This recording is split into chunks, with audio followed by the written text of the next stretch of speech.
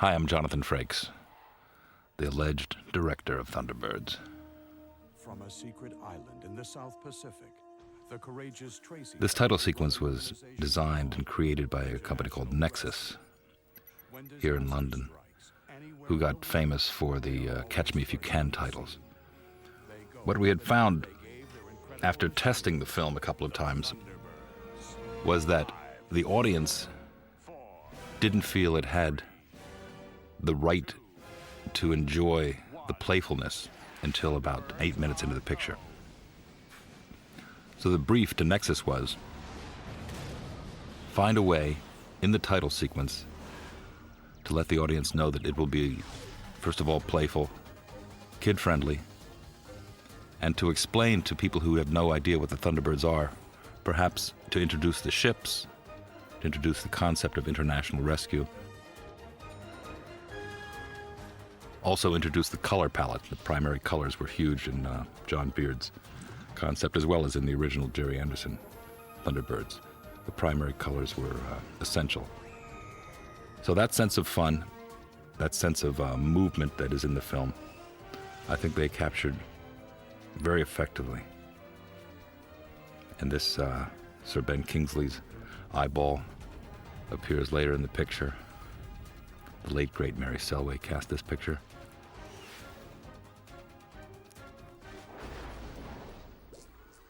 And you'll hear the original theme music.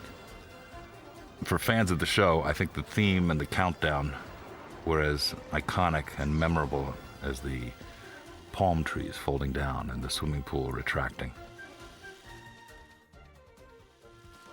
There's Lady Penelope and Parker, so they get planted in your mind. If you have no idea who they are, you'll see this car and it will flash back to what you saw in the titles. The Academy Award-winning Marty Walsh. And here's John Beard. Also, in this title sequence, we wanted to establish Alan, who you just saw being dropped off at school, as a loner, as not a member of the team. So there were a number of important bits of information, tonally and thematically, that we wanted to get across. The primary purpose, no pun intended, was to let the audience know that this is a family action-adventure fantasy. And of course, it's directed by, look at that, Jonathan Frakes.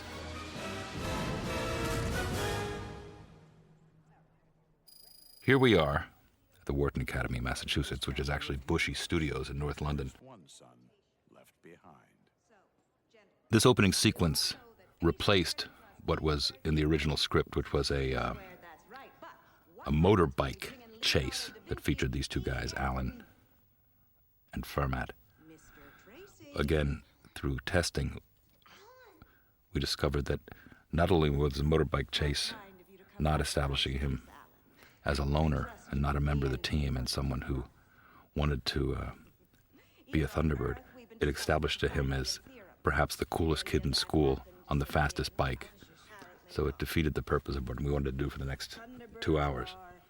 Hence, this opening, where he fantasizes about being a Thunderbird, where he hears about the missions that his family are participating in, and he's stuck at school. Nice toupee on that headmaster. Beautifully cast teacher who I think sets us up with just the right tone. Again, at the beginning of the picture, you can tell that it's going to be a fun film because the arch approach she takes to the scenes. Where are they? Russia, at an oil fire. Great. I'm stuck at school. My brother's on another cool mission. Boom. Yeah. This happens to be my beautiful wife, Jeannie Francis, as the newscaster. Our two heroes here, Brady Corbet and Soren Fulton, make up 2/3 of the team that the movie is built around. We cast in America for the 3 kids, and we saw over 3,000 actors and ended up with these 3 wonderful leads. Now here, we see the work of Framestore for the first time. Framestore, the visual effects house, who did all of our opticals, all of our 680 opticals. most significantly, I think these spaceships are all computer generated.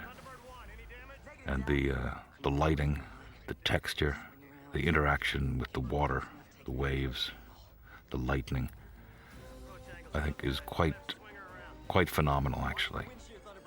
And we started in pre-production with them, designing the movement of the ships, the colors of the ships, the shape of the ships.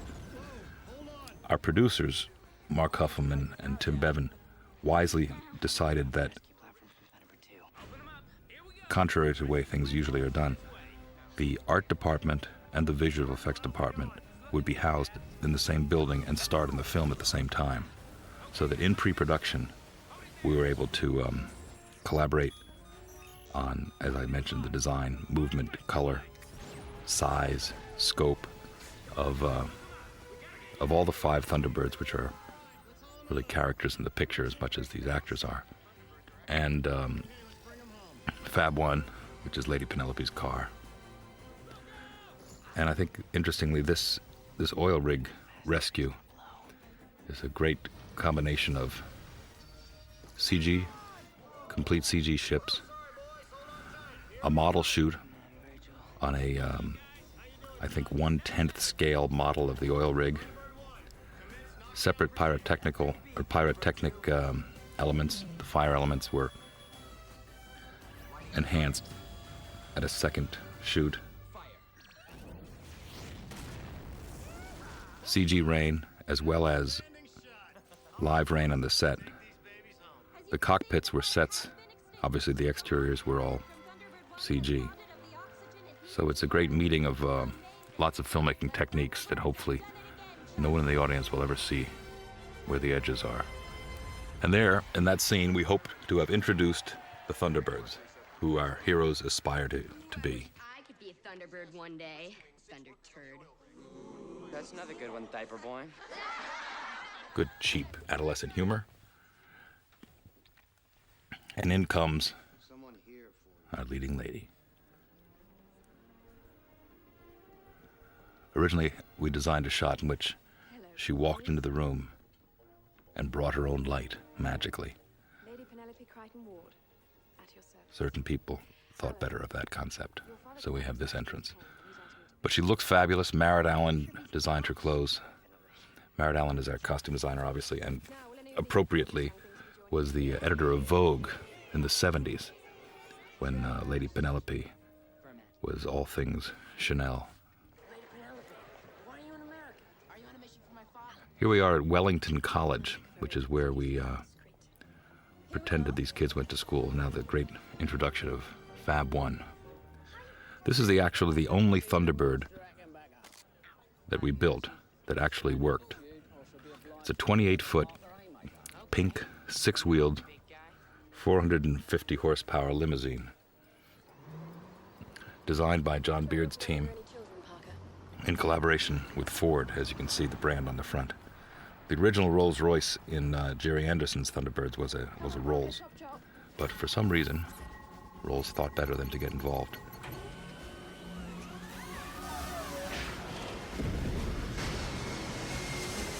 One of the great CG shots as this engine comes out. Mike McGee and Mark Nelms, who were the visual effects supervisors, were with us from day one. And with Beard, who's the production designer, we all decided that the ships, particularly Fab 1, would have a certain logic. So the boot, or the trunk, if you're in America, would be big enough to conceivably house a jet engine, and that under the car there could be telescopic wings, so that it wouldn't be by magic that this thing turned into a plane, even though it is quite magical, but that there would be a certain logic in which the design was rooted. Wait till your father hears about this. Panhead.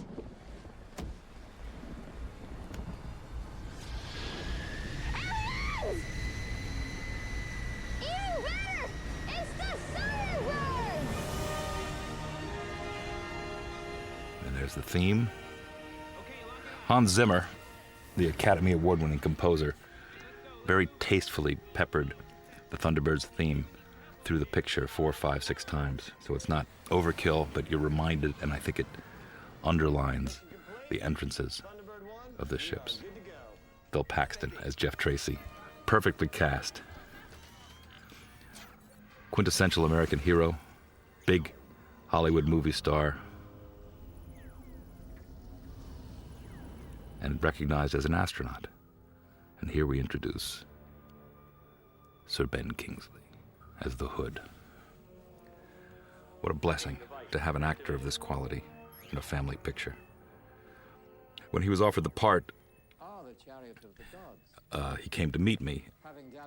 With big movie stars, they're offered a part based on a meeting with the director or producer or whatever. So he came into the room. He and Patrick Stewart, who I'd worked with extensively on Star Trek, obviously, had been good mates from the RSC and have a certain similarity in appearance, I think you might agree. And what he said was that he had been doing roles that were so emotionally taxing that he was happy to take on a lighter tone, again with the tone, that he was happy to come in and play the Hood because it was going to be a family picture.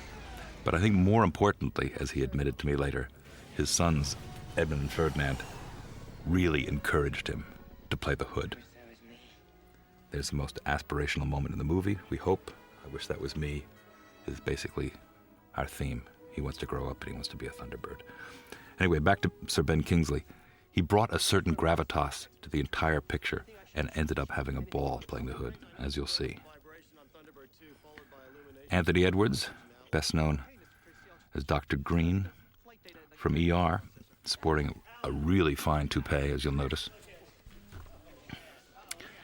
was again so tired of playing the character for 8 seasons who was massively depressed, who had lost patients, who had died of cancer, that he was actively seeking a family picture. And I don't think any of us had any idea what a wonderful comedian he is. He also has 4 kids. There's our eager blue-eyed star, Brady Corbet. A late ad, the retainer line, which becomes a plot point later. These kids are great. Philip Winchester, Dominic Colenso, Ben Torgerson. 3 of the 4 Tracy brothers that Alan aspires to join. Here's a perfect example of additional dialogue added later that enhances the story.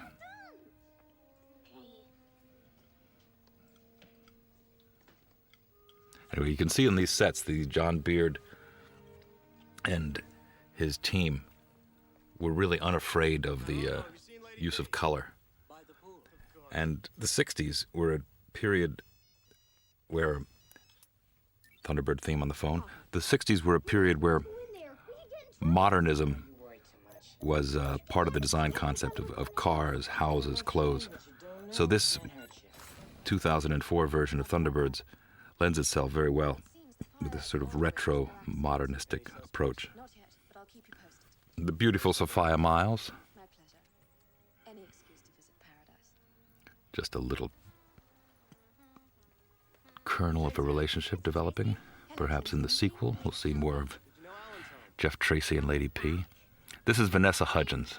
Oh, Alan's back. Absolutely charming, wonderful young actress who plays the third in our trio of heroes. Girls are always far ahead of boys with that sort of thing. What sort of thing? Romance. Alan and 1010?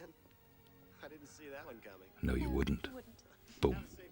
Here we go, the panic room shot. Down into the cockpit of Thunderbird 1. There they are. Good time to mention Brendan Galvin, our wonderful director of photography, also, as you can see, completely unafraid of color. He embraced early on, as did John Beard, this concept of primary colors. The ships not only would be painted these colors, but that the lights that we used on the actors could also be, as you saw there, this is blue, this is Thunderbird 1. When we get into Thunderbird 2, you'll see green.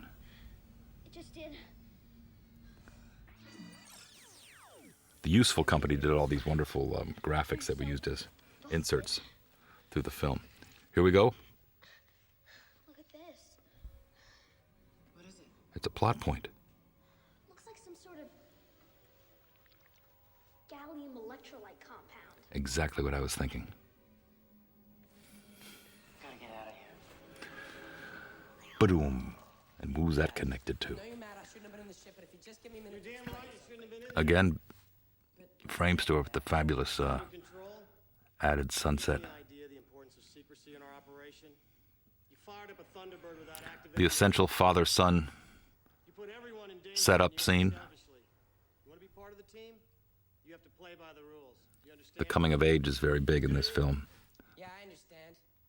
I understand you don't want me to be a Thunderbird. You don't want me to do anything. Well played by both actors. Tell you something important. Heard enough. You're grounded. Frustration of a teenager But Dad. Bottom line, Alan. You need to grow up. and the frustration of a single dad trying to raise 5 boys. Please. In the history of Thunderbirds, the story is that Jeff Tracy's wife died tragically in an avalanche. And here he clearly wishes she was around to help him out. Beautiful musical cue by Zimmer. Now, a phone call from space. Hey, John. It's about to turn in. Lex Shrapnel, get a load of this hair. Very Billy Idol. A bold choice. 30 minutes. But it did differentiate him from the other Tracy brothers. On your mind? Well, got a forest fire in Vladivostok. Again, hard to believe that's computer generated. Thunderbird 5, the space station, Alan's home on for constant spring break. alert. Yeah. I thought I could see a storm brewing in your region. Wonderful young actor whose father is in Troy, big, well-established English stage and film actor. These kids were so excited about playing Thunderbirds Sleep tight.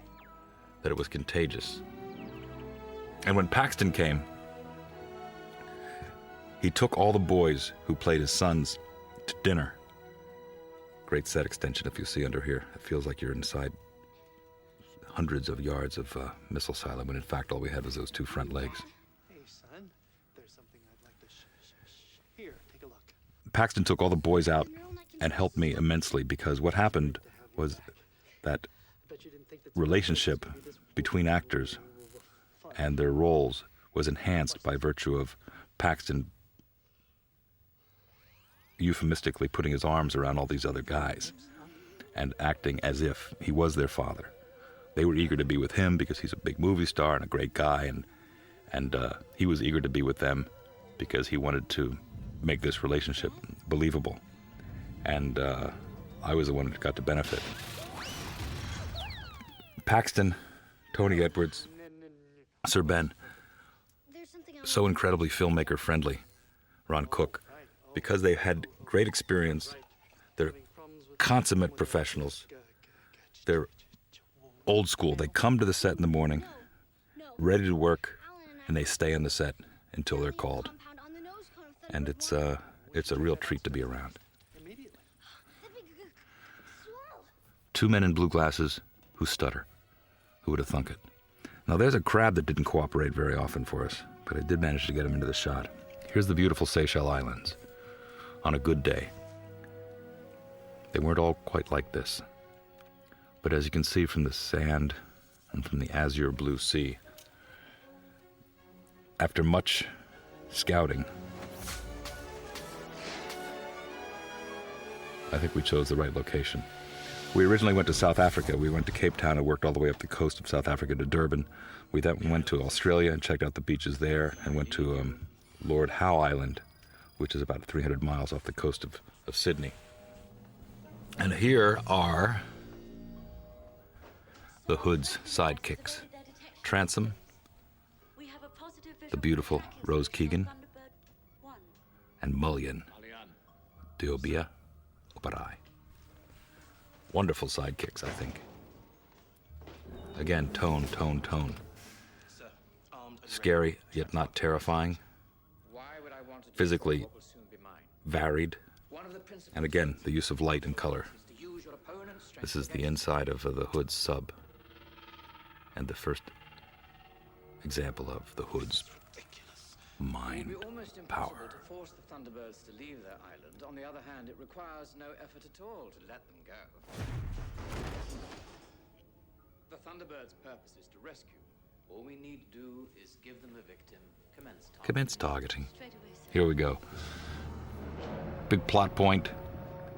Very well conceived by Will Osborne and Mike McCullers. Take the heroes, get them effectively off camera, miles away in space, and yet keep them in jeopardy without killing them. Thunderbird 5 to Tracy Island. Boom. Action. Stunts. Yet nobody dies. Not particularly violent. Now the movie kicks into another gear. Zimmer's music helping us out. Brendan helping us out. We made a pact early on never to let the camera stop. And then Marty Walsh, our editor, How bad, Brains? followed the same orders. 5, major damage sustained. Possible strike by a meteor. Yep. These portraits of the kids, again, are part of the iconography of the original show. That for fans of Thunderbirds, they'll appreciate this updated version of the portraits, and for those uninitiated with the Thunderbirds, I think they'll just think of them as a cool device. My personal favorite takeoff, Thunderbird 3, the big red rocket that takes you to the space station. Get a load of this shot right here. Patently stolen from Apollo 13. And yet, even better as the camera leaves the ship. There goes the cavalry. But who will rescue the rescuers? Good question.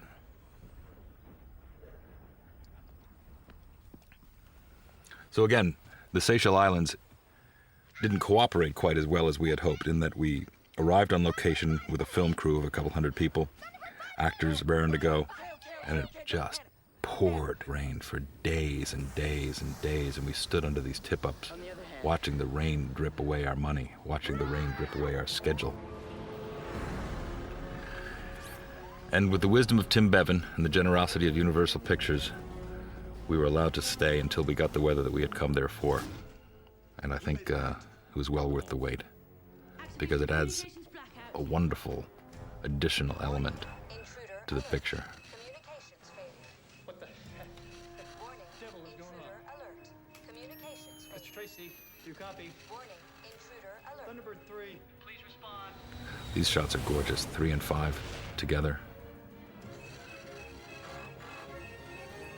Well cut sequence as well. Anyway, in the casting of these 3 heroes, Mary Gale Arts, who worked with me on Clock Stoppers, did the casting in the States. And she literally saw about 3,000 people, and then I came back to LA for a weekend, and we had a workshop with about 100 actors on Saturday. From that 100, we cut it down to about 40 on Sunday. And on Sunday, what we did was we mixed and matched certain Allens with certain Tintins and certain formats. And then we sort of boiled this down to a roux of about 9 or 10 actors, 2 or 3 actors for each part. And from that, we found what I think was a combination of the 3 best actors for the parts and also the 3 best chemically. They played as if they were friends. You believed that they could live on this island, and it really, we were very lucky in that we got our first choices for all these parts. We were lucky all the way through the casting. We offered the part to Paxton, he took it. We also offered the part to Sir Ben, he took it, and we offered the part to Tony Edwards, and he took it. So it's been we were blessed with good casting, and some people think that's about 80% of it. Now here's an interesting example of set extension. What really existed here was that car front, which was another Ford product placement, and the steps. The rest of that is all set extension, all drawn in the computer. Here we are back in Pinewood. 1-inch steel plate with Get a load of the sound design. Ooh, that's gotta hurt. Glenn Fremantle, our sound designer, an absolute genius. Again, given the brief that what we needed to do was create a tone, almost a comic book tone. There are frying pan jokes in here, as you can see, this neck cracking. There's some wonderful stuff coming up in this sequence right here, where the sound helped us keep the tone light. I should have guessed. Jeff Tracy, the billionaire ex-astronaut, of course. Here's the plot point. Isn't he the one who lost his wife in an accident? Avalanche, wasn't it? How tragic. This whole sequence right here was quite challenging in that we have 3 sets, essentially, to keep alive. This is Jeff's office, which turns into the command and control center. The kids have obviously just crawled into the vents with the hope of coming in and saving the day. And Jeff and the boys are trying to survive in outer space on Thunderbird 5. So in this reel of the film, we have the challenge to keep the audience informed as to where our 3 stories are taking place, and yet intercut them in a way that's not confusing. Now here's one of the places in the film where we took the opportunity to poke a little fun at the original Thunderbirds, as you'll see. I was born with my powers. Trust me when I tell you, you barely touched the surface. Even the strongest minds can be broken. It would be a pity to break yours. No way. Shameless laugh. Again, you can see how the sound design helped the visual effects design. The cat eyes that we put in post-production obviously were to signal when the Hood was using his powers. And we gave that optical to Glenn Fremantle. And what he did was create the signature sound.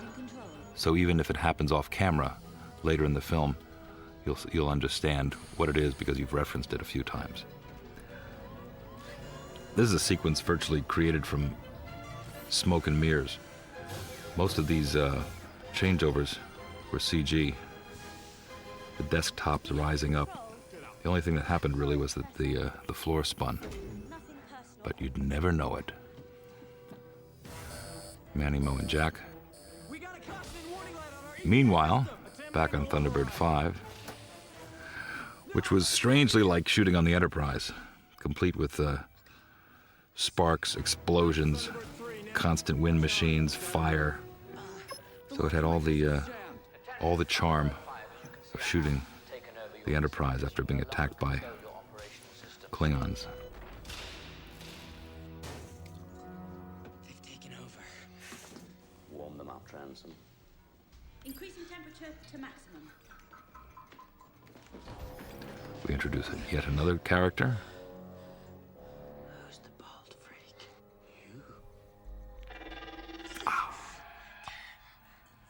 Tintin's father and mother.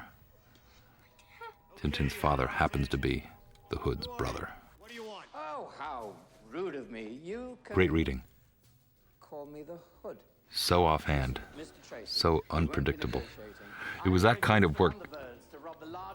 Sir Ben had an approach that a lot of confident, experienced actors will share with you if they feel comfortable and generous. In that, he would say to me, after I'd print a take, he said, "If you've got a print, do you mind if I play?" And the idea of watching an actor of this caliber play was quite a treat. So my job was just to make sure I pointed the camera in the right direction. And from this play, as he referred to it, we found this wonderful, mad version of the Hood, who had a physicality that was offbeat and strange. Vocalization, vocal rhythms, as you can see, that were unpredictable. Look at this little performance. Soren Fulton, a wonderful actor. At 11, 12. You left me to die that day. You may have broken my body, but you've no idea how powerful my Like this. mind Get a load of this move here. Now you will suffer, as I suffered, waiting for a rescue that will never come. absurd and yet appropriate. Okay, so we've got the Tracys CO2 levels are rising. All right. in jeopardy in space. The emergency batteries. Clean the air. How long will that give us? Ba-ba-da-boom. About 4 hours. We always cut with the explosions. Oh! What was that?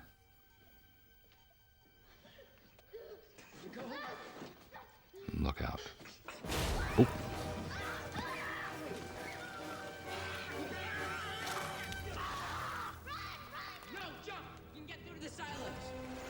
Added dialogue, we can get through to the silos. Because again, it was not clear where they were going. So it's very interesting how you can clarify a story by adding dialogue off camera while you're on someone else's shot. Seal them in. Mullion leaving with his two henchmen, two very, very patient stuntmen who were with us throughout the picture. Big crane shots, beautiful set. This is one of our biggest sets at Pinewood. John Beard, again, not afraid of scale, color, size. We were lucky enough to get the crane in here so you can get some real extreme angles. I'll use the Thunderizer on the door. Now here's a missed shot. You guys get the goons with the Firefly.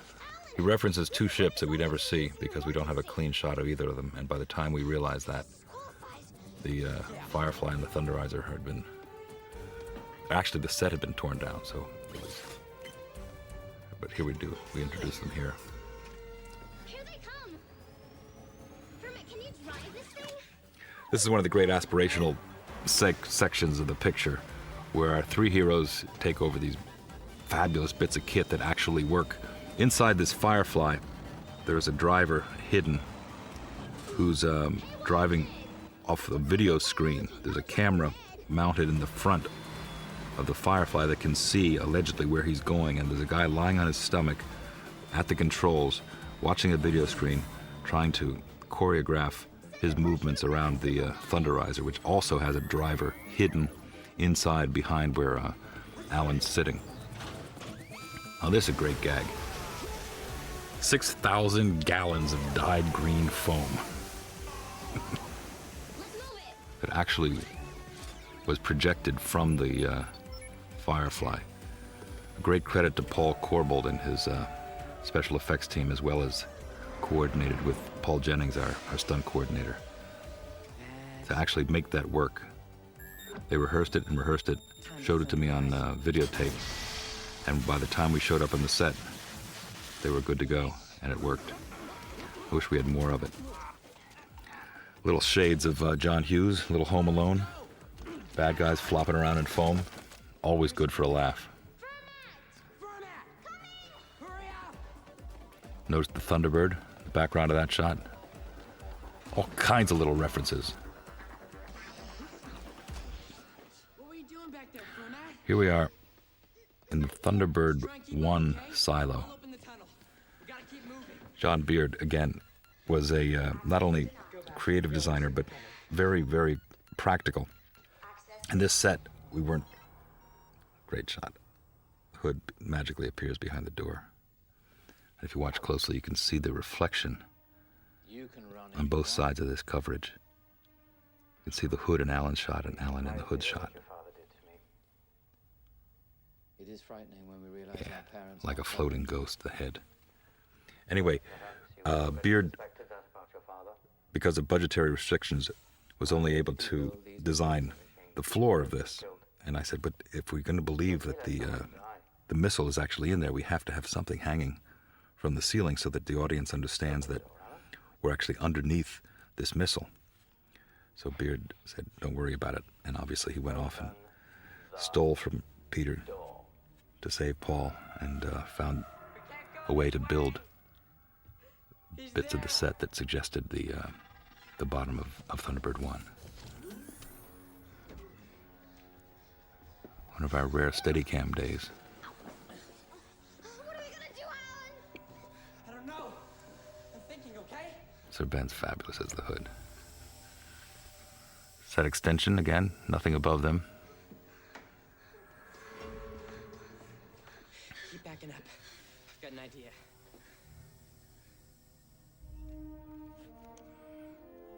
A bit of the gadgetry introduced earlier, now put to good use. Hopefully every kid around the world will have a stone thrower in his pocket by the time this DVD comes out. Bam!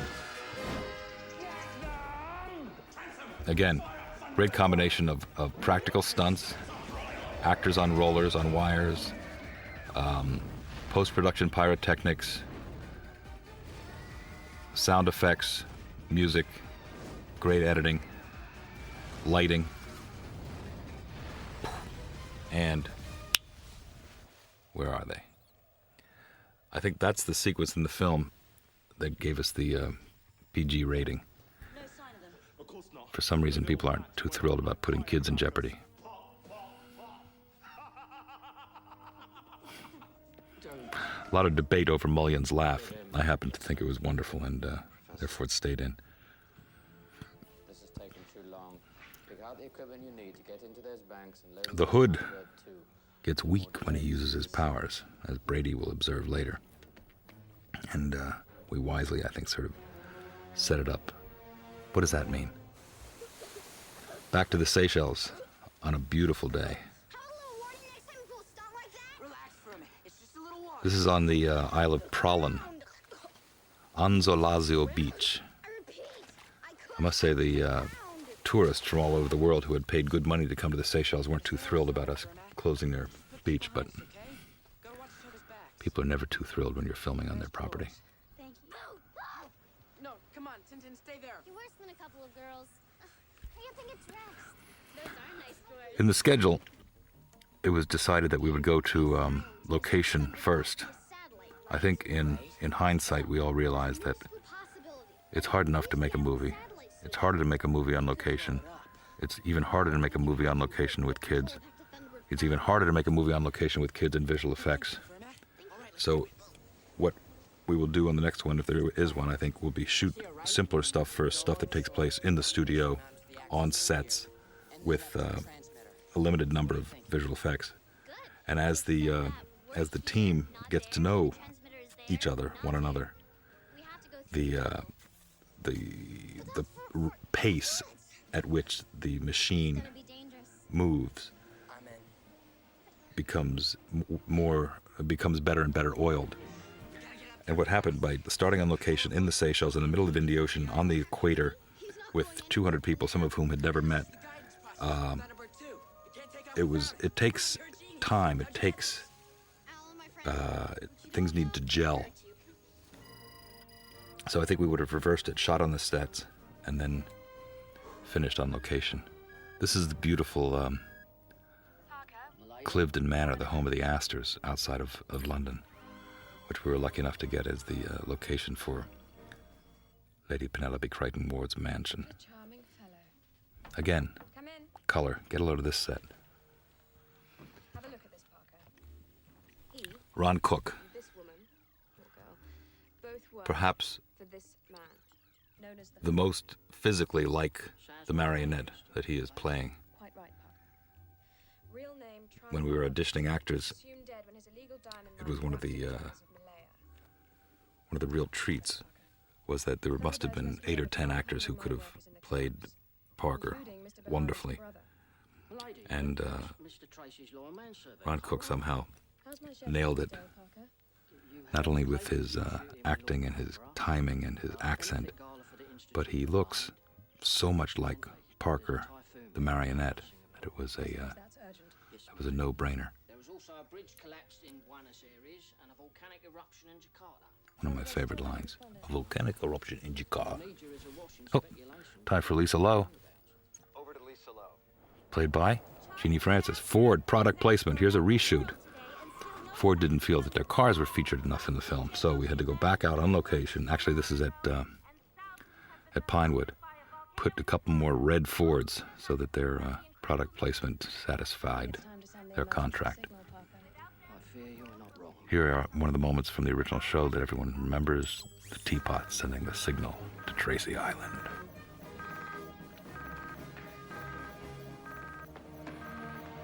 Shameless performance by Tony Edwards. There's one of the creatures in the Valley de Mai on the island of Prolin. What do you mean, Alan? Lots of spiders down there. Read minds or control minds or something. These kids were real troopers slogging through the jungle, Everything 100-degree heat. I'm just trying to figure out. Poor Brady had Everybody has an Achilles heel, right? a wardrobe that had not only long-sleeve jeans, but a long-sleeve jacket. So he suffered heat stroke while we were shooting. We had to close down production for a day because he was just exhausted and dehydrated. Other members of the crew as well went down with heat stroke.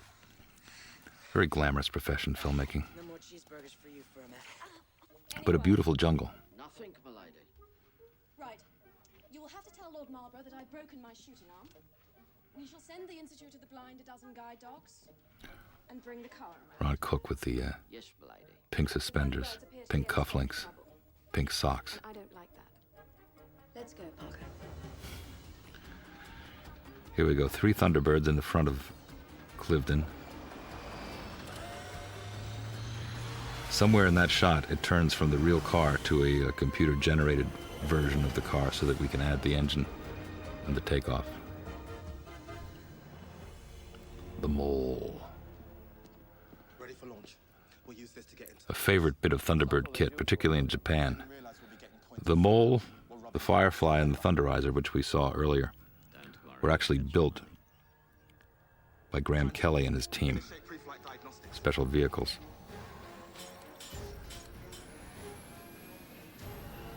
And they all moved somewhat reluctantly, but they all were practical, they all moved, and we could actually shoot them for real, which was kind of a treat since so many of the Thunderbirds' designs were added in post. They have it. No way. They're dead. No one could live through something like that. Great tight moving close-up coming up. Tough focus, but Carlos holds it. There it is. And make sure you get the guidance processor before you lose your Focus puller's nightmare. Moving 200mm close-up. Alan, the Tintin is blossoming? Blossoming? What's that supposed to mean? Come on, Alan. You have a crush on her. Gotta be kidding. I mean, she's not that bad, I guess. Little light comedy by the kids. Say 5. 5 isn't gonna do it. Another good added line. Now get a load of this scorpion. There was a division of Frame Store that did creatures, mostly for commercials, and we were privileged to have them do this wonderful scorpion and hundreds and hundreds of oversized wasps, which appear later in the picture. Milligrams of its venom is fatal. Great shot. Again, enhanced by sound, music, to make it scarier than the picture itself. And it's revealed Tintin, as the niece of the Hood, has the same powers. And you can bet that'll come back later in the picture. Let's get going. Hey! She has the same powers as her uncle. It's all spelled out because it's a kid's picture. You want to make sure that everybody understands. Did you do that? Just drop it, okay? I still think everything can be explained by science? Not girls. Here's a shot stolen from a scene that used to be in the picture where the Hood was meditating to rejuice his powers. And instead of looking at who was at the door, we decided that he had timed yet another explosion on Thunderbird 5.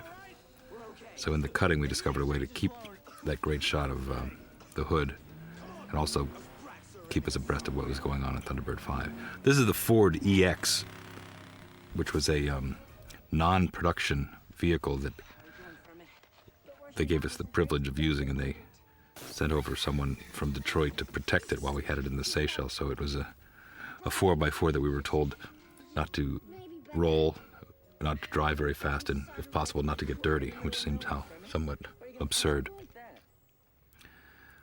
This is called Zimbabwe Hill on the Isle of Prolin, where we created this satellite station, mysteriously shaped like a palm tree. A helicopter shot was done at the crack of dawn with 3 stuntmen, and walkie-talkie to the helicopter before anybody else woke up. What'd he say? I think it was some sort of apology. Great bit of business here.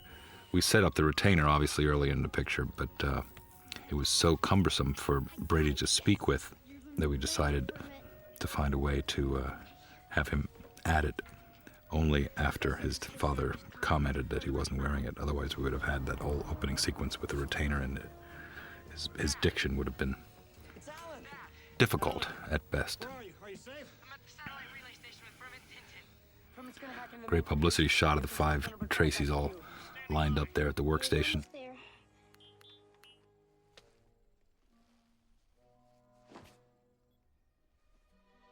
Look at the color grading now on Tony's face. Whoa! The color drains out of his face magically. I think you may find that's another thing we have in common. There was much debate about whether to keep this scene in, but we all loved Rosie and Tony together so much that it was decided that the picture could hold a little levity at this point. And they're both so great. And here we go. Unauthorized transmission. A burst of transmission from the island satellite station. Should I jam it? The character, Transom's always so eager to please. Now here the color comes back into his face. All done in post-production in the grading suite. Here we are back in the Seychelles. Whip pans. I think this was the day that the heat exhaustion finally hit Brady. We were lucky to get this scene in the can. It's odd shooting in the Seychelles. It's such a beautiful destination, a gorgeous resort for people from all over the world, and yet clearly there are not many films made there. So we chartered flights in for the crew, cast, and equipment, and we hired locals to help us out in the different departments. But people actually had to machete a path up to this location so that the art department could mount this satellite station. Then we had to machete another path down to a dirt road that would then cut through a river so that we could bring people up, cast and crew up in four-wheel drive vehicles. All this to get this wonderful isolated top of the island. We have to go. Yeah. Even worse. I know exactly where we are! Here we go. And the chase begins. Hans Zimmer helping us out yet again. Good stunt coming up here, I think. We cut from the actors to the stuntmen, and we have a wire cam actually in that sequence where the camera moves with the actors down through the jungle. Stuntmen obviously fall into this man-made pool of water, and the actors pop up. Then do it. Meet us at the junkyard. Come on for a minute. Classic Act 2 chase sequence, I think, with a twist. Now here is a bit of kit that was invented for the film. This is a hover sled. We hoped it wouldn't look too much like Star Wars and yet would remind people of other films that used the same kind of bit of toys. Here, this is a funny sequence. This wasp's nest was practical, and we tried to time it so it would drop into Diobia's hands, as you're about to see. And it was filled with plaster, so it gave us a sense of explosion as it collapsed.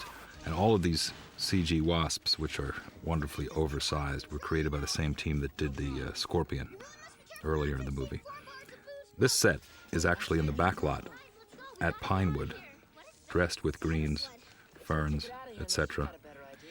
And the area that looks like a garage that he's working in is a rebuilt section of the really big refrigerator, which you'll see in the next reel.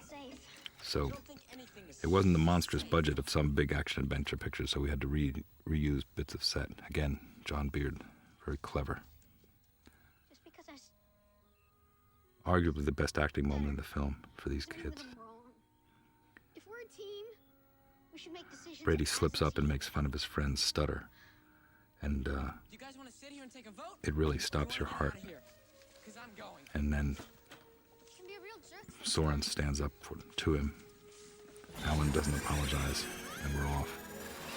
Very, very nice moment in the middle of all this action. Get a load of the wasp in this guy's face. Peter King, who did the makeup, has bookends Academy Awards from Lord of the Rings. And he created those great welts that are on Mulligan's face. This poor guy, in the Seychelles, dressed in full black from head to toe with armor and the 120-degree heat, and didn't complain. God bless him. A lot of these shots are totally combinations of green screen, in which the kids were on wires on this hover sled, plate shots from the Seychelles that we sped up, and then additional foreground material to make it feel as if they're moving twice as fast as they are. And here we are. The wasps followed him all the way through the jungle.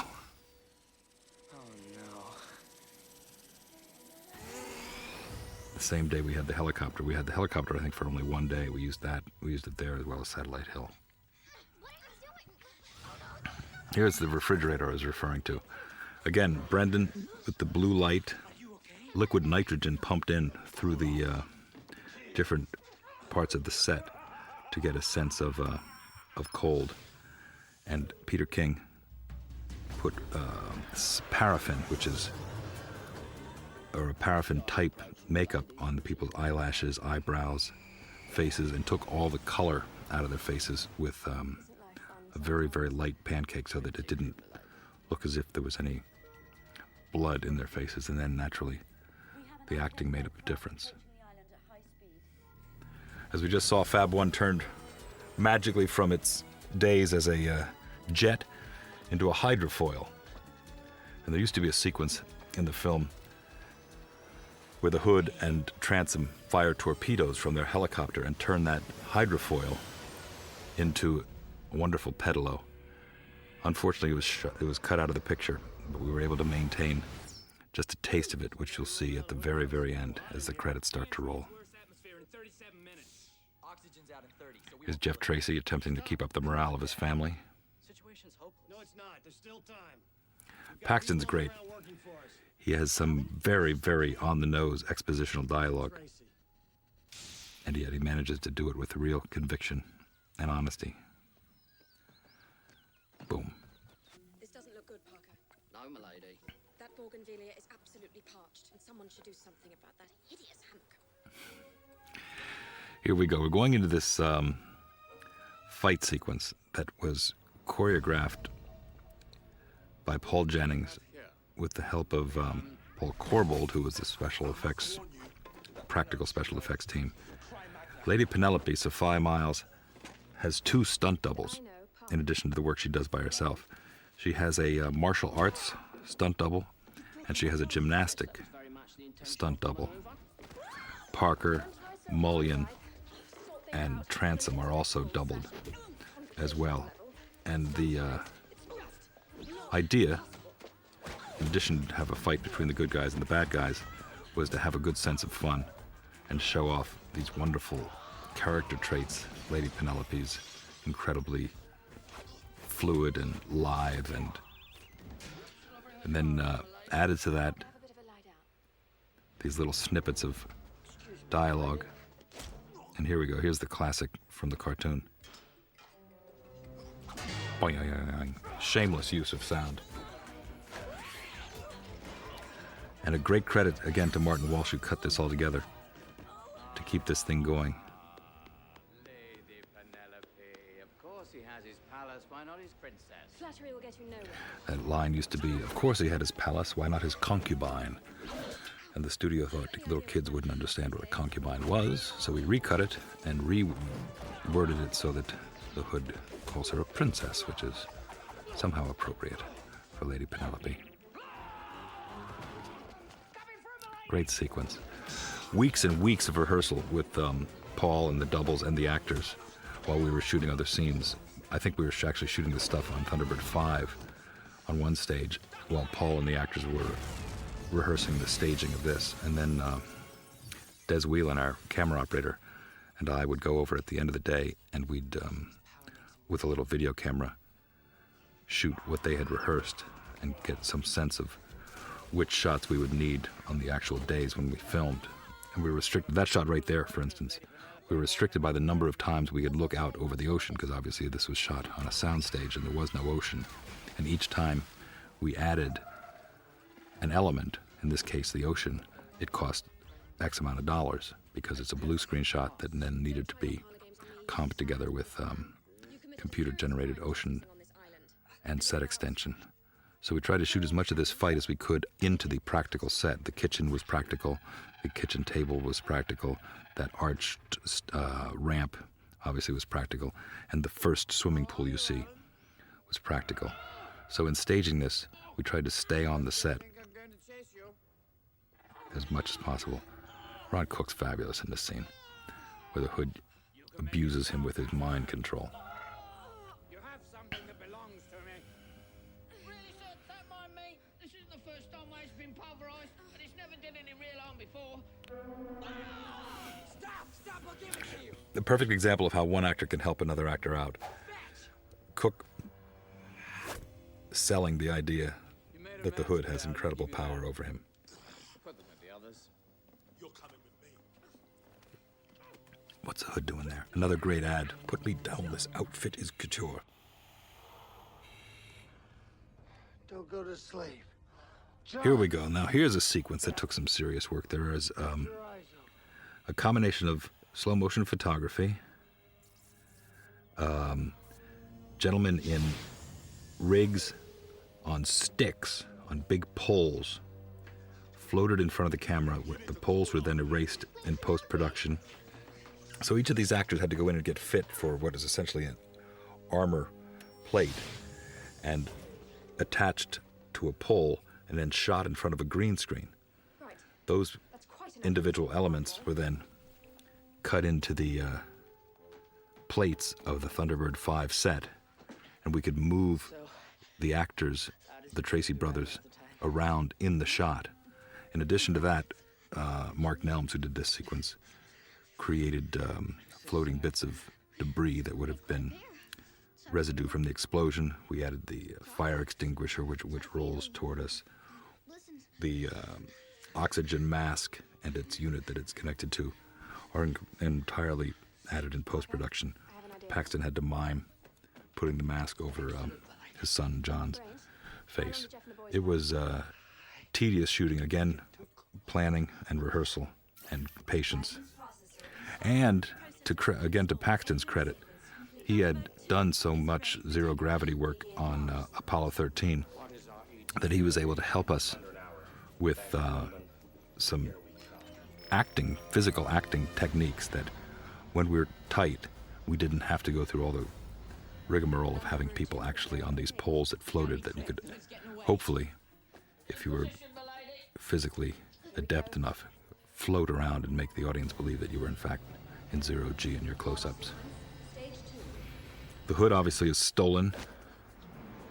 Thunderbird 2 is about to take off, but the clever Lady P uses her apparel appropriately. These sequences between Lady P and Parker were enhanced by the wonderful Richard Curtis, who's a friend of Working Title and came to our table read, which is the first reading of the script after everyone has been cast before we start shooting. And at the table read, he heard what was in the script, and Tim Bevan, who was our producer, asked him to take a look at specifically the Parker Lady P scenes. This is the best example of it right here. Unfortunately, I fear I shall need a piece of wire to access the mechanism.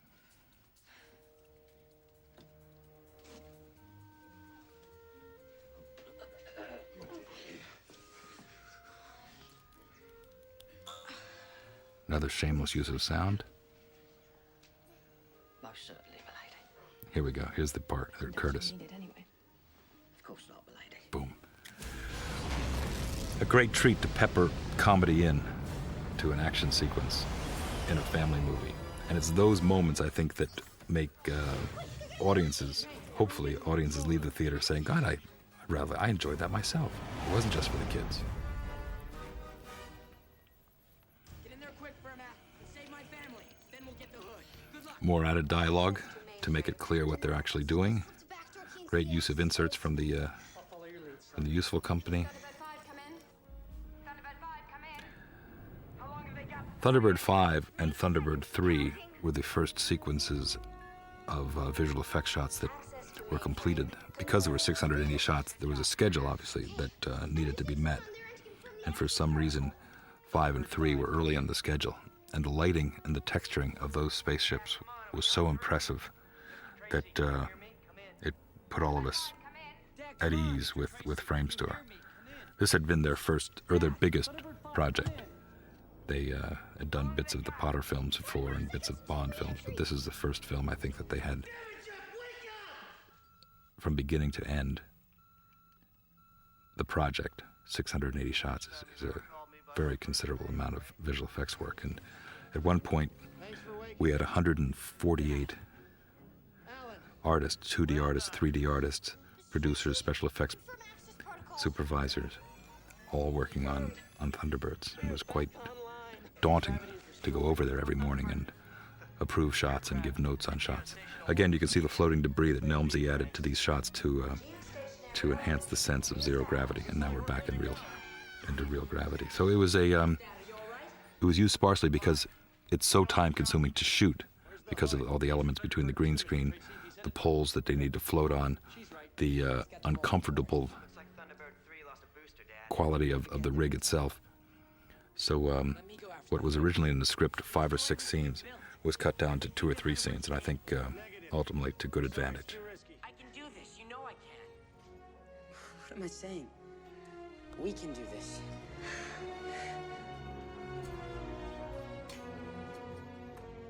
Here comes Zimmer's heroic music. Yeah. Decision made. Smiles all around. Thunderbirds are go. Yeah.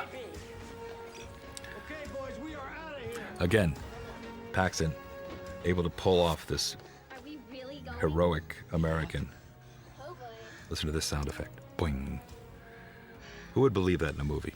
And there it is. You ready for me? The blue, indicating we're going to go down into Thunderbird 1 silo. Revisit the hero's hand clasp. And we're off into Act 3. Hydraulic systems are good. Right. Sit primary fuel pumps. Main engine start. Great costume bit in the back. Lady Penelope magically changes clothes virtually from set to set. There's our homage to the original with the strings on the hand. Lady Penelope's character has a costume for every set, a costume for every scene. In the car scenes where she's taking the boys back from school, you'll notice she changes clothes 2 or 3 times. And here, she just happens to have an international rescue spacesuit that she must keep handily at Tracy Island for an event just like this. And with it comes a beautiful pink matching headpiece. But it was that kind of fantasy. There's Mike McGee on the right, who's the one of the visual effects supervisors who managed to coerce me into letting him be in the movie. First time ever a helicopter with a camera was allowed to fly through the Tower Bridge. Even the Bond movie wasn't able to pull that one off. But it didn't come easily. In pre-production, we had a meeting at BAFTA where we had invited all the corporations involved in shooting this end sequence in the City of London. They included, obviously, the police department, the fire department, the Thames Commission, Westminster, the Tower Bridge has its own commission, Jubilee Gardens has its own commission, the London Eye, the BA London Eye had a commission representative. There were 13 commissions all gathered for a breakfast. And again, to credit Tim Bevan and Mark Huffam, our producers, that's Mark Nelms, our other visual effects supervisor, as the ice cream man, sporting the original Thunderbirds hat. Fortunately, the only time that hat is seen in the film. He had Bevan and Huffam had the good sense to involve all of these commissions in one room at one time for us to pitch to them what we wanted to do in the sequence that you're now watching. And the thinking being that they would they would shame each other into agreeing to do it. And if anyone disagreed, the pressure, the peer pressure from the other committees would be such that they'd have to give in and relent, and in fact, they did. Originally in the script, we had suggested that maybe the mole, which is coming out of Thunderbird 2 here, as you can see, would hit one of the supports of the London Eye, and the London Eye would then teeter over the Thames, and one of the pods that people take their rides in would be submerged and in jeopardy for our heroes to then save. Unfortunately, the London Eye is a terrorist target, given the unfortunate state of affairs in the world today. And the London Eye, would not approve a script that would put their property in jeopardy, or obviously suggest any way to get to it. So this, what we euphemistically call the Olympic monorail, since the picture is set in the future, and we assume the Olympics will in fact be in London, the Olympic monorail was created inside the computer at Framestore, and that was where the MacGuffin occurred. So the Hood recklessly puts lives in jeopardy, and fortunately for them, the new Thunderbirds are just arriving on the scene. There were 2 or 3 Sunday mornings where these plate shots, these exterior shots of London, were picked up. Sunday, obviously, the least crowded and least complicated day to shoot, because not as many people are at work, or not as many tourists are at the Jubilee Gardens. Nonetheless, it wasn't the easiest shoot in the world, and again, weather didn't cooperate. Most of the shots that you see of London in this end sequence have the skies replaced with glorious blue skies from elsewhere. Here we are inside the Bank of London. Get a load of that pink headpiece. Here's a shot stolen straight from Apollo as well, the ECU of the G-forces. Not many shots of England from space. There was one right there. The theme of the movie, restated. And as you can see, the big green megalith, the workhorse of the fleet, Thunderbird 2.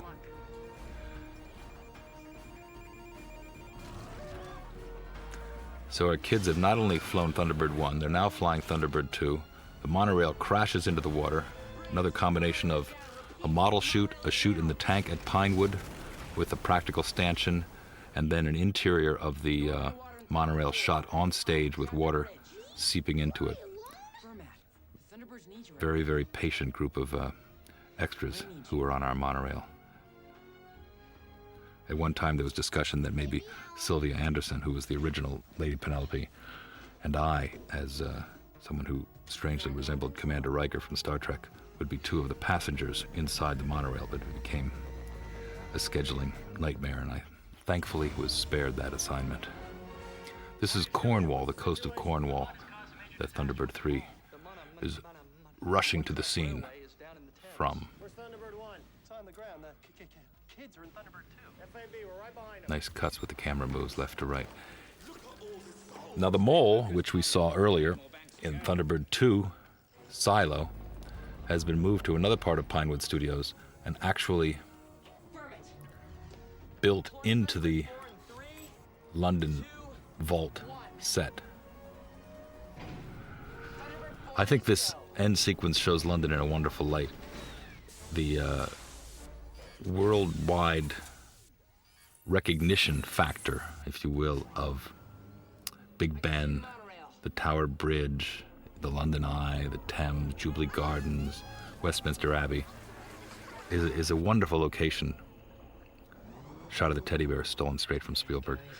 The idea of placing this third act set piece in London was one of the motivating factors from the very beginning for Tim and for Working Title, in that making Thunderbirds in England was a no-brainer, but to actually use London as a set so that the audience in England would appreciate it, but also a part of London that is known all over the world.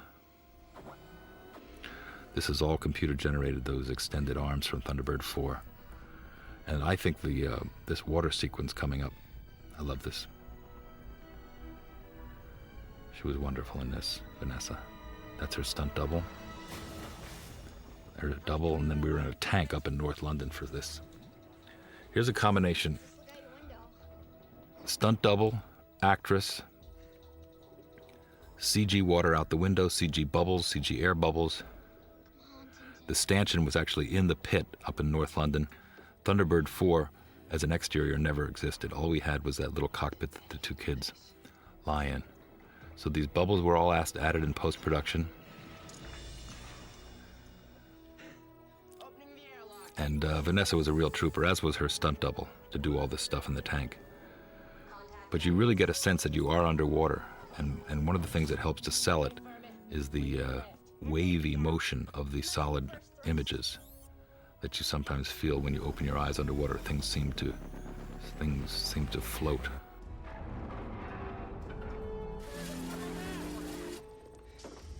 So here's another moment of love story. That was amazing, Tintin. Thank you. Nice job, Vermin. Nothing to it, really. So the team has come together just in time for Dad to witness this. So at this point, in Jubilee Gardens in London, we have Thunderbird 1, Thunderbird 2, Thunderbird 3, Thunderbird 4, all in play. An appropriate finale. This series of shots with Thunderbird 4 lifting the monorail were added to our list of obstacles. Tim Bevan, again, wisely realized that we needed to actually see the two ships, that we needed to see Thunderbird 4 actually rising the monorail to the surface. And since we never had a practical Thunderbird 4, it had to be entirely computer generated. Great moment here. Boom. The fans were down here on the walkway enjoying watching the Thunderbirds being shot. It's great to shoot on location in a big city if you have crowd control, because everybody's so enthusiastic about seeing a movie made, and especially a movie like the Thunderbirds, which is such a big part of the culture here in England. Diamonds to diamonds. Lady Penelope. He senses her. An unpleasant surprise. Rack focus. Don't be rude. And look at her. I can't tell you what Yet another outfit. And the fabulous beehive hairdo. The only gun we ever see in the movie, and it's never used. I'd like to say we don't have any guns, but we do have one tiny Derringer, briefly. Very hard to make an action-adventure movie without gratuitous violence and without guns, and I'm proud to say we did a pretty good job on both counts. Here's an important scene that was much longer in the original version, but because we're driving towards the end of the film, it needed to be cut down to the essential moments. It doesn't matter if it's someone you love, someone you give up your life in a second to save. You just can't save everyone. What was Mom like? Bill used to say she was FAB. She's a lot like you. Seemed a little corny. She's a lot like you, plays much better anyway. There we go. Now we get on with the ending.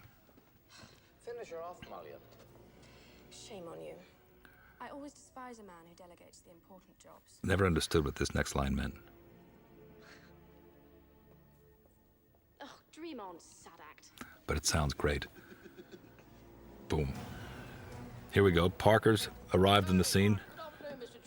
Mysteriously, Fab 1, which we thought we saw last on Tracy Island, has resurfaced in London from its special Muse parking garage down in Chelsea somewhere.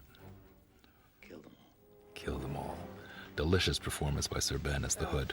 You guys stay with Parker. I'm gonna go find Lady Penelope. But what about the Hood? Look out, Parker! Master Tracy! All right, that's enough of that. Listen to the sound.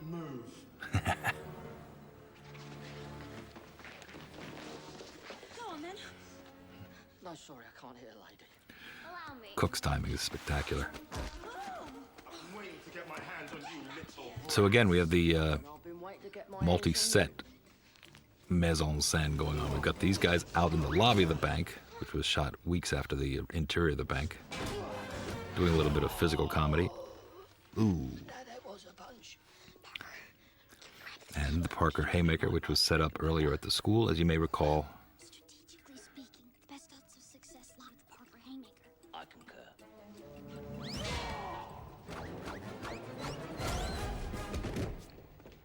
Post-production camera shake put in there as Mulligan hits the deck, and the hat comes back. So from the levity, back to the heroes. Did you save them all this time, Jeff? Or did you leave someone behind? Good stunt coming up right in here. It's not me you have. A jerk in which the stuntman is on an air ram wire and gets pulled back. Ooh, right past the lens. And then Paxton takes the last bit of the hit against the vault. Again, Paxton, filmmaker friendly, knows what bits of a stunt need to be done by the real actor, and he's happy to help out. Again, stuntman yanked across the floor, and Brady rises from the depths. This is a wonderful stunt, straight out of Crouching Tiger.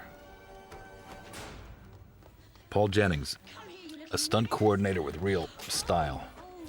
And conveniently, there's a gymnast bar in the bank vault.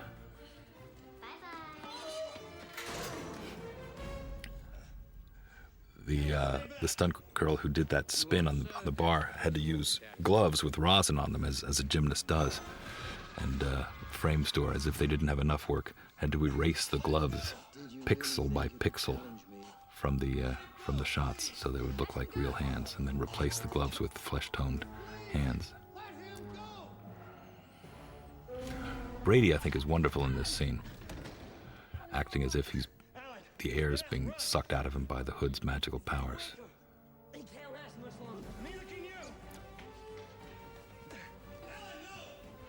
Zimmer helping us out, Tintin to the rescue.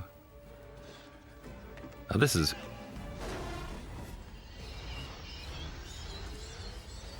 Framestore took the mole pictures and managed to find a way for us to believe that those teeth actually spin. Again, so much of it is in the subtleties. You get a sense that there is dust and particles flying off, and the sound design helps us immensely. Here we go. Here's the setup for the sequel.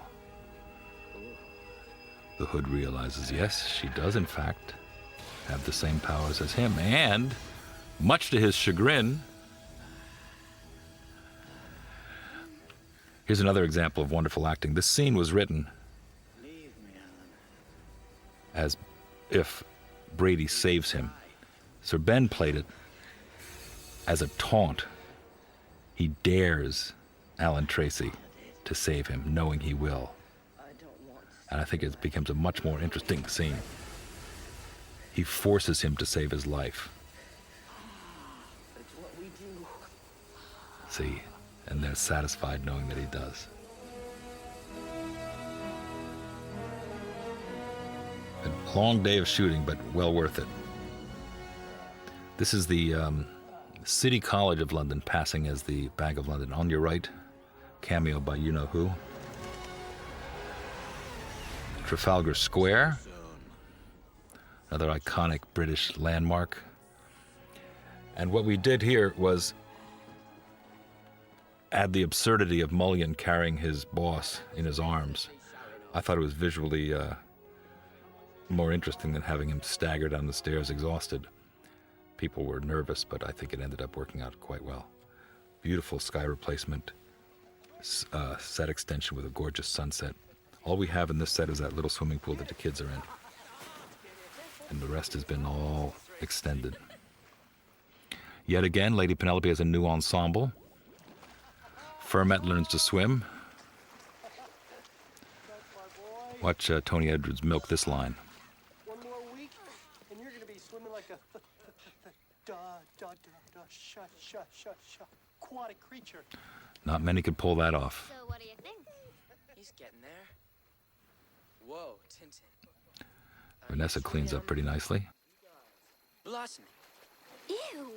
Did you say blossoming? Again, Brendan lit this as if it was sunset, and I think that it really pays off once you've seen the wide shot with the sun actually setting. You get that sense of gold on all these people, that color, that golden hour that we all know and love. Alan, the world needs Thunderbirds, and the Thunderbirds. 4 buff Thunderbirds all lined up in a row, holding their stomachs in. Mr. Tracy, thank you, sir. Hans Zimmer helping us out. This is great. Parker's business here. We had to keep in. Congratulations, Alan. No shortcuts. You earned it. You all did. I'm not usually an emotional man, but sometimes even the toughest nut must crack. Hey, way to go. That's my boy, Alan. That's my boy. So the script has lots of colors, as you can see. We have the straight, we have the comic, the heroic, loyalty. There's that familiar Thunderbird theme. Madam President, obviously, in the future. Boys? Sorry, Penny. Duty calls. Of course it does. And quite right, too. And as we had all imagined, he has come of age. He's joined the team. Thunderbirds are go. And we revisit some of the shots from earlier in the film, but because it's night, they're relit. I think look fabulous.